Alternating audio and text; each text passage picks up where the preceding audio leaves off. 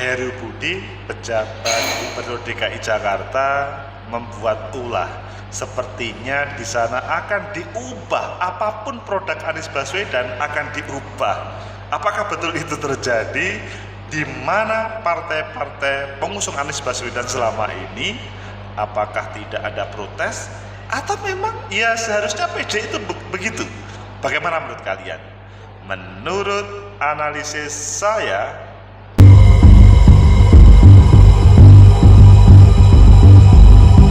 Assalamualaikum warahmatullahi wabarakatuh. Salam sejahtera untuk kita semua. Pecinta masa depan negeri, tegakkan kebenaran, lawan ketidakadilan.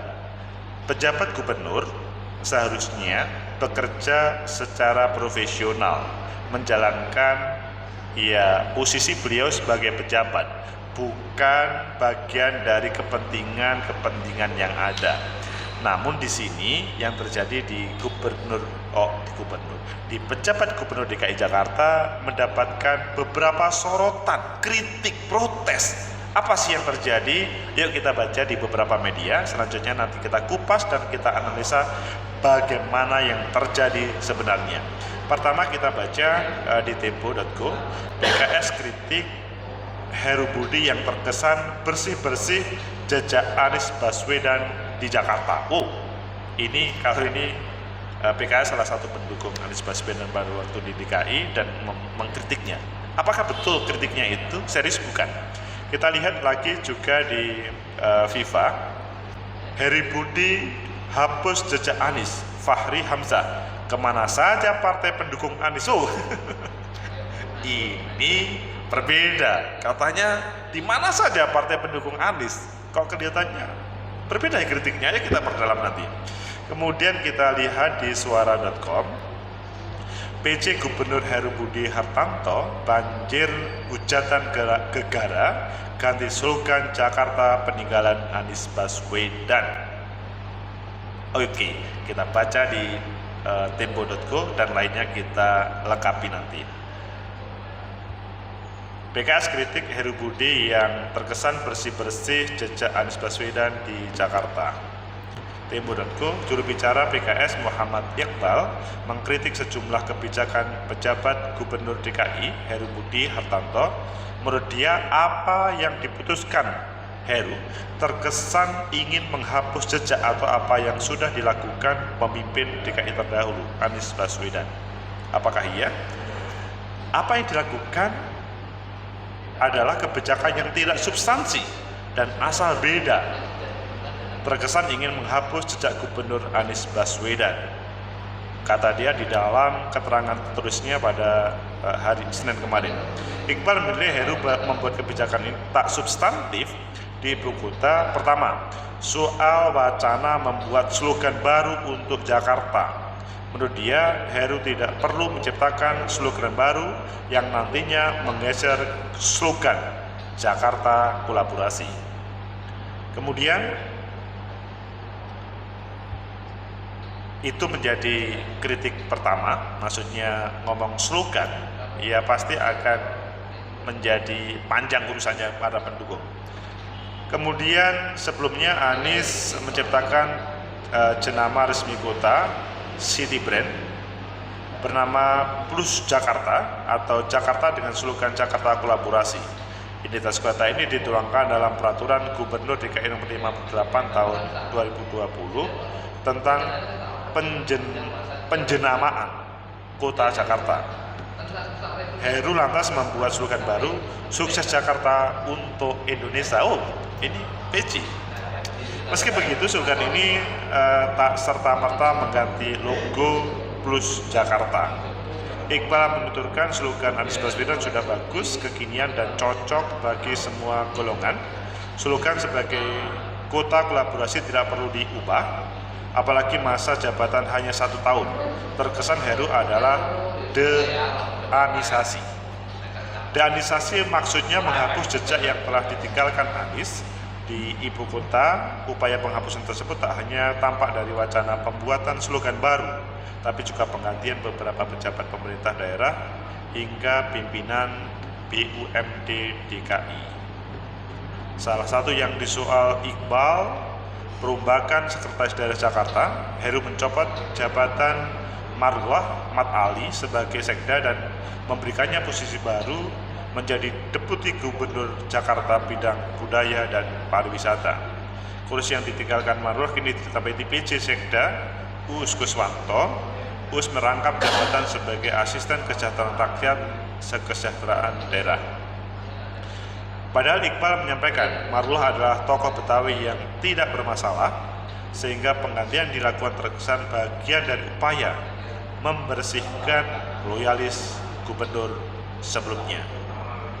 Heru Budi melantik Marwah Ahmad Ali dan Uus di Balai Agung Jakarta pada 2 Desember. Pecinta masa depan negeri, tegakkan kebenaran, lawan ketidakadilan. Itulah tema yang berkembang. Pertama adalah slogan DKI yang dirubah menjadi yang sebetulnya seharusnya tidak substantif ya, tapi ini berubah jadi menjadi sukses Jakarta untuk Indonesia. Padahal yang namanya adalah slogan Jakarta Kolaborasi. Yang kedua adalah sekda dirubah, tegakkan kebenaran, lawan ketidakadilan. Apakah ini memang merupakan hal yang esensial untuk kita bincangkan? Slogan sekda, padahal beliau adalah PJ Gubernur. Kalau kita lihat di tempat yang lain, meskipun ada kritik ya dari yang lain, Fahri Hamzah, dan di suara.com hujatan gara-gara slogan Jakarta peninggalan Anies Baswedan dirubah. Pertama, kalau ngomong slogan itu adalah esensi. Meskipun hanya kalimat yang sederhana plus Jakarta, dan di situ ada kolaborasi, Jakarta kolaborasi, dirubah menjadi sukses Jakarta untuk Indonesia. Ya seakan-akan memang ya sama-sama baiknya, tapi mengapa harus dirubah? Itu pertanyaan besar, tidak hanya teman-teman PKS, tapi semuanya. Mengapa harus dirubah? Memang ada sebuah kecenderungan ya, siapapun pemimpin itu akan membuat tema-tema baru, atau di sini adalah ikon, slogan yang ditampilkan untuk sebuah pemerintahan. Namun mungkin kalian bertanya keras, mengapa PJ itu sampai bisa membuat seperti ini?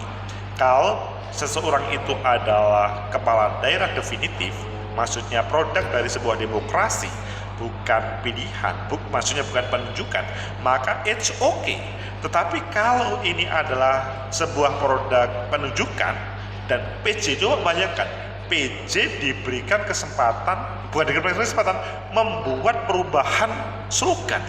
Ini menjadi masalah besar. Coba kalian yang apakah setuju atau tidak setuju, berkomentar jadi di bawah ya. Karena ini adalah masalah pertama, sebuah ikon kota. Yang kedua adalah status dari seorang PJ yang seharusnya tidak lama. Maksudnya dia itu hanya pemimpin yang sementara, yang bukan produk dari pemilihan. Kemudian yang kedua, pergantian sekda. Memang kalau ngomong sekda itu ya pasti akan menjadi dominan itu adalah seorang pemimpin, apakah gubernur ataupun PJ. Namun kalau tidak ada sebuah permasalahan selanjutnya dirubah, maka itu adalah sebuah masalah. Mengapa? Padahal kalau di dalam pembangunan negara atau pembangunan provinsi ataupun daerah, maka sebetulnya siapapun pemimpinnya, sekda itu hanya sebagai teman, bukan politis, teman untuk bagaimana mengelola daerah. Dan kalau dia itu adalah tepat, maka dia akan dipertahankan. Tegakkan kebenaran, lawan ketidakadilan. Menurut analisis saya, Pertama, ini adalah sebuah catatan yang keras terhadap PJ yang kemarin dilantik.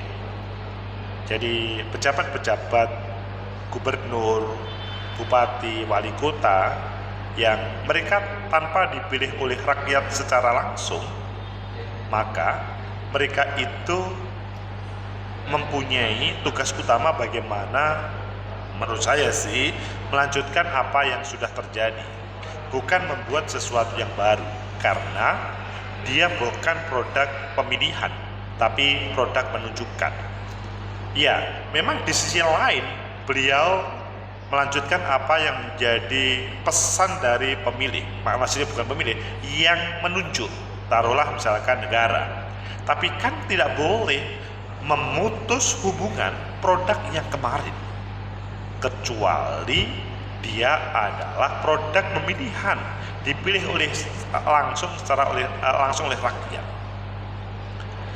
Sehingga ini merupakan catatan yang bagi kita bersama, mengapa sih PJ itu menjadi sesuatu yang tanpa ada protes pada proses kemarin. Karena ini kan akan mengantarkan sampai proses pemilu 2024 nanti. Kalau pada kesempatan ini, dalam bahasanya itu semacam mencoba apakah ada protes dari masyarakat atau dari publik ketika membuat sebuah kebijakan yang berbeda dengan gubernur, bupati, wali kota sebelumnya, dan ketika tidak ada maka dia akan berbuat sesuai dengan keinginannya, maksudnya keinginan sang pejabat ataupun yang lain. Tetapi kalau diprotes baru kemudian, kalau begitu berbagai produk yang lama tidak akan dirubah, tapi tinggal melanjutkannya. Analisa yang kedua, 2024 memang semakin mendekat.